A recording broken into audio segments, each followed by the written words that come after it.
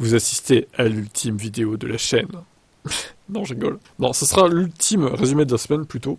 Ça c'est sûr. J'avais commencé à résumer il y a 4 ans quand même. J'ai regardé, c'était en octobre 2019 pour être exact. Bon, au début ça prenait bien. Maintenant, bon, je pense que je fais moins de news sur la chaîne par semaine aussi. Donc les gens ont plus le temps de voir et du coup ils n'ont pas besoin du résumé de la semaine. Il y a moins de vues. Donc j'arrête, tout simplement, sur toutes mes chaînes, les résumés. Donc profitez bien de ce dernier résumé, évidemment. Le président de la COP28, dirigeant d'une société pétrolière, tient des propos limite climato-sceptiques. Alors déjà, le président de la COP28 qui est un dirigeant de société pétrolière, il y a comme un problème là, je pense, mais bon, admettons. Fiat va vendre aux enchères 3 500 électriques très originales. Voilà à quoi ressemblera le SUV électrique compact de Toyota, qui est pas vilain. Après, faut voir les caractéristiques et le prix, quoi. Nissan va présenter un nouveau modèle électrique par an dès 2024, en commençant par la Leaf 3, qui est très attendue. Après Hertz, c'est maintenant Sixt qui veut se débarrasser des Tesla. Décidément, les loueurs, ils en peuvent plus de Tesla, hein, visiblement. Toyota, les gouvernements font une grosse erreur de tout miser sur le tout électrique. Ouais, mais vous faites une erreur de miser sur l'hydrogène, donc ça s'équilibre. La recharge par induction améliore nettement son rendement, jusqu'à 93% a priori, à vérifier quand même en conditions réelles.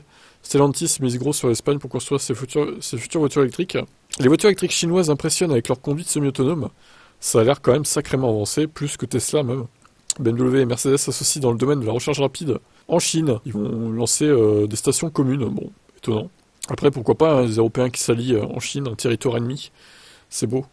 Stellantis va construire la Panda électrique en Serbie. Mais l'Italie est furieuse parce que c'était à la base en Italie que tout ça se construisait. Donc là, du coup, pour réduire les coûts... c'est la Serbie qui a été choisie. Lucid offre 2000$ de réduction à tout possesseur de Tesla qui achète un de ses VE. Mais ça vaut aussi pour les possesseurs de Mercedes et BMW par exemple. KTL se lance dans la construction de châssis à batterie intégrée pour voitures électriques. Ça c'est étonnant.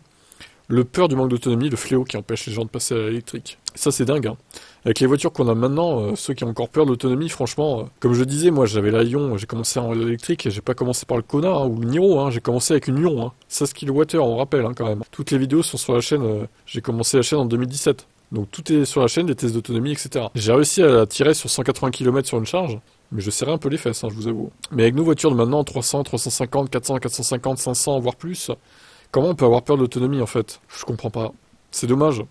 Ils se privent d'une chose très bien par rapport à la peur de l'autonomie. Bon, ça, je trouve ça un peu regrettable, mais bon, après, les gens sont comme ils sont, hein, que voulez-vous, on peut pas les changer. Hein. Ils ne sont pas éveillés. J'allais dire un truc par rapport au vaccin du Covid, mais bon, je vais éviter. Je vais encore me faire clasher dans les commentaires sinon. Non, mais en vrai, ça joue aussi sur la peur, voilà, c'est tout. Covid, vaccinez-vous, vite, vite, vite. Ils sont tous sautés sur le vaccin, et puis voilà, quoi. Moi, j'ai pas fait le vaccin. Je regarde pas du tout, en fait. J'ai eu le Covid, mais j'en suis pas mort. Bref, ça dérape, hein, ce dernier résumé de la semaine, hein, quand même. Hein. Volkswagen stoppe la production de l'ID3 et des coupes à bornes. Faute de clients. Et voilà, Volkswagen dans la sauce encore. Peugeot baisse les prix de la i208. Mais les anciens moteurs et batteries vont être remis dans les versions les moins chères, quoi. Sauf la version GT. Donc voilà, pour justifier la baisse de prix, en fait, ils vous redonnent une vieille batterie et des vieux moteurs de la première génération, en fait, tout simplement. Je trouve ça bizarre, ce procédé-là. Ford a connu en mois de novembre 2023 correct concernant les ventes de voitures électriques. EDF Tempo, n'achetez pas ce fameux boîtier sur le bon coin, il ne fonctionne plus apparemment. Volkswagen met enfin en place la charge bidirectionnelle sur ses voitures électriques. Il était temps. Cruise risque 1,5 million d'amende concernant ses voitures autonomes. Stellantis va installer des bornes de recharge rapide dans ses concessions. Voilà une bonne chose, il faudra voir le prix par contre. Lucid réorganise sa gamme en baissant le prix d'accès, mais en augmentant le nombre d'options. Les vélos trottinettes électriques bientôt bannis de New York. Plein d'incendies à cause de ça dans les maisons, dans les immeubles, etc. Dans les appartements. Bizarre. 50 modèles électriques avec un malus au poids dès 2025. La Suisse innove avec l'installation de panneaux solaires au bord de la route. Mais ils sont bizarrement placés, bizarrement inclinés quand même ces panneaux. Hein. Pas sûr que ce soit très efficace. Toyota avait présenté 5 nouveaux modèles électriques d'ici 2026, mais bosse encore sur l'hydrogène. Honda annonce une révolution sur sa gamme électrique en 2024, dès 2024, mais bon. Moi, les belles paroles, ça va bien 2 secondes avec les Japonais, là. On veut, même Toyota, hein, on veut du concret, quoi. Stellantis se lance officiellement dans la batterie swap. Changement de batterie comme NIO, du coup. Les coûts du kilowattheure des batteries chutent, mais pas le prix des VE. Tavares accepte de baisser le prix de ses VE, à condition qu'il soit rentable, évidemment. La minuscule pile P50 est de retour en version électrique. Mais le prix est délirant, on parle de 14 000 $. C'est n'importe quoi.